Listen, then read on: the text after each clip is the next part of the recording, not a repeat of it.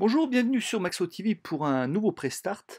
Et cette fois, on va vous présenter Loco-Roco. Alors, Loco-Roco est sorti il y a un certain temps sur PSP. Et puis, ben voilà, c'est la mode en ce moment. Tous les éditeurs nous proposent des versions remasterisées de leurs jeux. Après tout, ça coûte pas bien cher. Ça, c'est le côté un peu cynique de la situation. Et puis, bah, le côté un petit peu positif, bah, c'est que certains titres, bah, c'est dommage d'être passé à côté. Et puis, probablement qu'un certain nombre d'entre vous n'ont pas joué à Loco-Roco sur PSP. Nous, on avait beaucoup aimé. Et donc, bah, voilà, on va vous présenter les premières minutes de jeu de ce titre. Alors, comment ça se passe? Eh ben, simplement, vous ne guidez pas vraiment un personnage, mais vous allez plutôt jouer sur l'inclinaison d'un monde. Parfaitement, c'est-à-dire que vous jouez sur l'inclinaison d'une planète, et comme les personnages, les héros de ce jeu sont en fait des petites boules assez rigolotes, là on en voit une avec sa espèce de petite houppette, et bien tout simplement vous allez pouvoir influer sur leur déplacement en jouant, non pas sur leur mouvement, mais en jouant sur donc l'inclinaison du monde qui les entoure. Rigolo? Voilà. Donc on y va, c'est parti pour bah, le début du jeu, tout simplement. Donc une petite vidéo introductive pour nous indiquer comment ça fonctionnait, et on va démarrer. Donc voilà, donc ce sont des petites balles toutes molles, hein, qui ont de toute façon donc une physique, enfin un physique, une gestion de la physique un peu particulière, et un physique particulier on peut le dire, mais on ne juge pas le physique, c'est bien connu. Et voilà, donc on peut incliner le monde. Là j'incline sur la gauche, là sur la droite, et puis quand on appuie sur les deux gâchettes de la DualShock, et ben ça nous permet tout simplement de faire sauter la bestiole. Elle essaye donc de ramasser les fleurs que vous voyez là, et en faisant cela, et ben tout simplement elle récupère autant de petites bestioles. J'en suis à 7 bestioles. Et donc il faut essayer de ramasser toutes les bestioles du monde, tout simplement. Il y en a 20 par monde traversé. Voilà, donc là j'ai un peu de mal, hein, excusez votre serviteur qui n'est pas toujours très doué pour les jeux vidéo, c'est bien triste. Et là, donc il y a d'autres bonus à ramasser évidemment. Et donc je continue de m'engraisser gentiment, ce qui n'est jamais une bonne idée avant les plages de l'été. Et voilà, première fonctionnalité, s'il y a des passages un peu trop étroits pour vos nouvelles rondeurs, eh bien vous pouvez tout simplement revenir à l'état initial, c'est reséparer vos bestioles qui reprennent alors leur indépendance. Donc voilà, les mondes traversés vous réservent pas mal de mécanismes, pas mal de choses diverses et variées, des portes fermées, des zones cachées, et évidemment des adversaires, des ennemis qu'il vaudra mieux éviter parce que vous n'avez pas de capacité d'attaque, donc tout est dans l'esquive dans ce jeu. Voilà, il va falloir aussi retrouver les petites bestioles là, euh, qui sont apparemment nos amis. Bon, les graphismes sont bien naïfs, hein, mais bon, c'est un peu le but de la manœuvre. Les bestioles en question, quand vous les ramassez, vous avez vu, j'ai gagné un objet pour mettre dans ma maison le Coroco, car oui, vous allez pouvoir décorer votre maison, si c'est pas beau tout ça.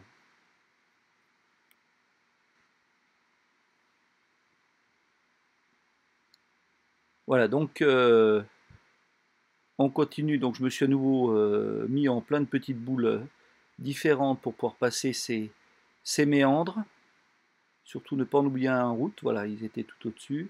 Et on peut à chaque fois donc se remettre ensemble, comme vous pouvez le voir là.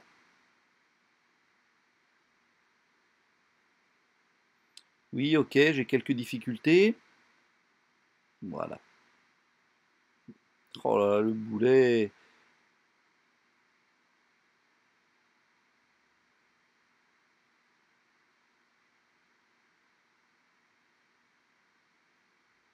Voilà, et là on va arriver vers une phase, voilà, des fois vous arrivez dans des espèces de courants d'air, et donc vos bestioles se séparent à nouveau, puis vous retrouvez tout simplement téléporté à un autre endroit. Alors ça a pas trop de mérite en termes de gameplay, c'est juste joli à regarder. D'ailleurs globalement, si on peut déjà donner un avis, bah, le jeu est assez sympa, il est très reposant, et puis bah, sur cette version, bah, franchement il y a eu un gros effort fait du côté des graphismes, par contre aucun du côté des contenus. Donc si vous avez déjà fait le jeu sur PSP, on vous déconseille absolument de poursuivre l'aventure du côté de la PS4. Par contre, si vous avez jamais essayé le titre, franchement ça vaut le coup. Voilà, donc j'ai fini ce premier niveau et je vais être noté. Le jeu, évidemment, entraîne pas mal de rejouabilité parce que vous allez vouloir absolument débusquer toutes les bestioles. Là, j'en ai eu 18 sur 20. Il y a aussi les espèces de mouches là à récupérer. Bon, j'ai fait un score plutôt minable, hein. Euh, mais j'ai plutôt l'habitude.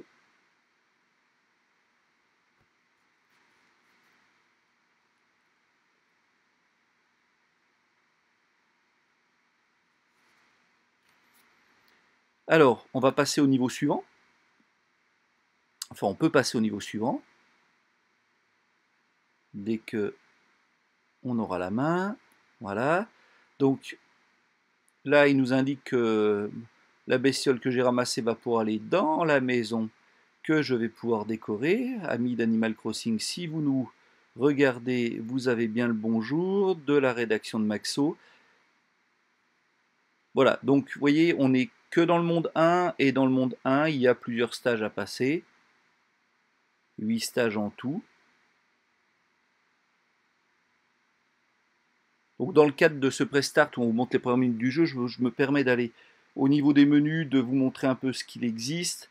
Donc on a la fameuse maison. Alors je ne résiste pas à l'envie de vous montrer ce summum du jeu vidéo. En fait, pour tout dire, je trouve ça assez inutile.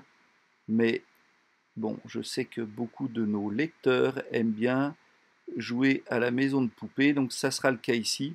Donc voilà, je peux déplacer une petite main. Et puis bah, j'ai des objets que je déplace ici ou là.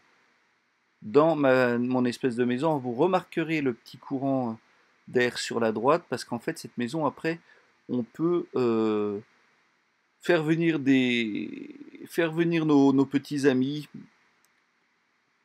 nos petits locaux, les faire venir dans la maison, et puis vous voyez comme on le fait ici, puis voir comment ça se débrouille, parce que avec les éléments, je vais pouvoir essayer finalement de leur faire des figures imposées. Bon, pourquoi pas.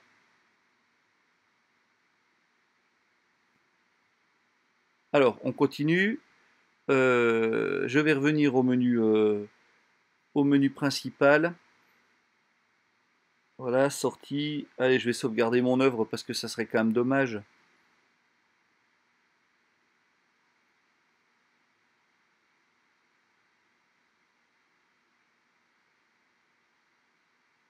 Et puis, bien, je vais aller du côté des mini-jeux, en fait, du mini-jeu. C'est une simulation de pince qui vous permet, tenez-vous bien, d'aller choper un locoroco et d'aller le mettre dans votre maison encore une fois. Ça s'appelle la grue Mui-Mui. Si, vous ne rêvez pas. Bon, vous l'avez compris, je suis un peu taquin sur cette partie maison et cette grue. Je trouve ça assez inutile. Mais bon, rassurez-vous, le jeu, je l'ai beaucoup aimé. D'ailleurs, vous le verrez dans le test qu'on publiera dans nos colonnes d'ici peu.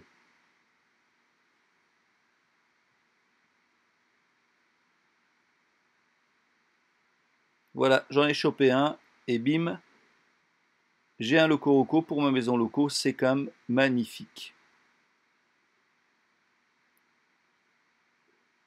Allez, je sauvegarde parce que ça valait le coup quand même. J'y ai passé au moins 10 secondes.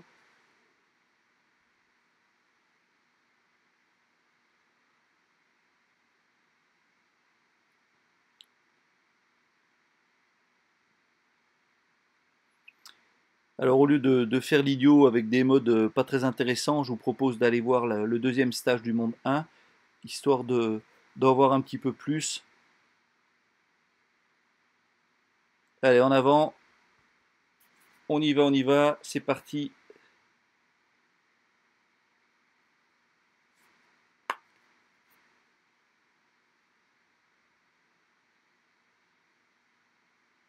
Donc toujours le même principe, hein, la petite bestiole qu'on fait grossir, on agit sur le monde.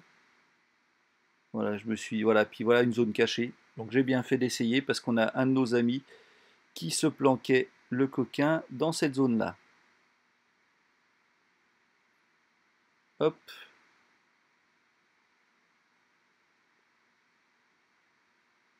Donc rien d'infaisable dans ce titre, simplement, si vous souhaitez finir à 100%, là ça commence à être un peu plus ardu, il faut être un peu patient, il faut savoir explorer, et puis il y a 2-3 zones où ils ont vraiment tout fait pour qu'on ne découvre pas les cachettes, et puis c'est ça qui fait la durée de vie du jeu.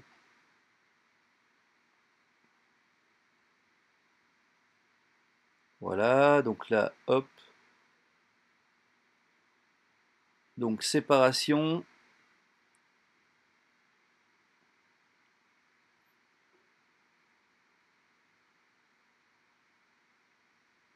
On y retourne. Donc là, vous avez vu, il y a un espèce de d'oursin ou de je sais pas quoi. Là, si on le touche, on peut perdre certains locoroco. Si on est touché, il y a des locoroco qui sont extraits, mais qu'on peut rattraper. Si on les rattrape, on ne les perd pas. Et sinon, bah, si on les laisse trop longtemps dans cet état, bah, on les perd. Voilà, hop, c'est magnifique. Vous remarquerez mon total manque d'adresse. Je reste très humble par rapport à mon niveau en locoroco. Donc il y a aussi des parois qu'on peut briser, comme vous pouvez le voir. En dessous, au-dessus. Bon, pour l'instant, c'est que de l'initiation, hein. Donc c'est vrai qu'il nous montre les principales mécaniques de jeu.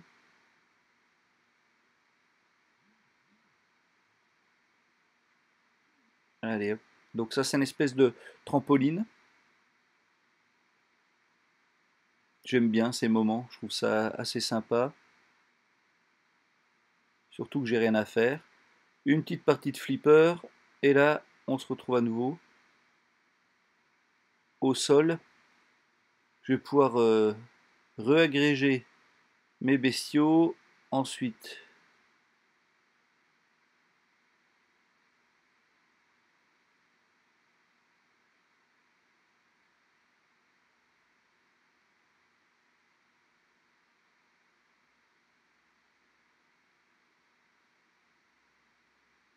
alors des fois, vous avez vu, il y a des plantes il faut un peu titiller la paroi pour pouvoir les faire apparaître.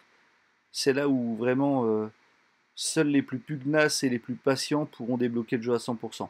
Et puis, eh bien, vous avez des zones de jeu qui vous bloquent, et si vous n'avez pas assez de locoroco en main, bah, vous n'allez pas pouvoir passer.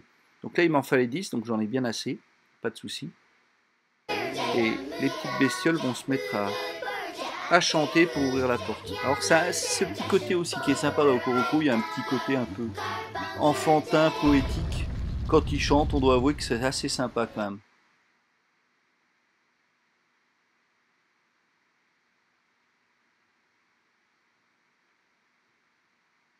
Rigolo, non?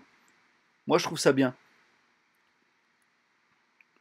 Donc voilà, on vous en dira un petit peu plus dans notre test, mais cette vidéo de Press Start nous donne déjà un bon aperçu de, du titre. Et puis, ben, on vous dit à bientôt sur Maxo TV.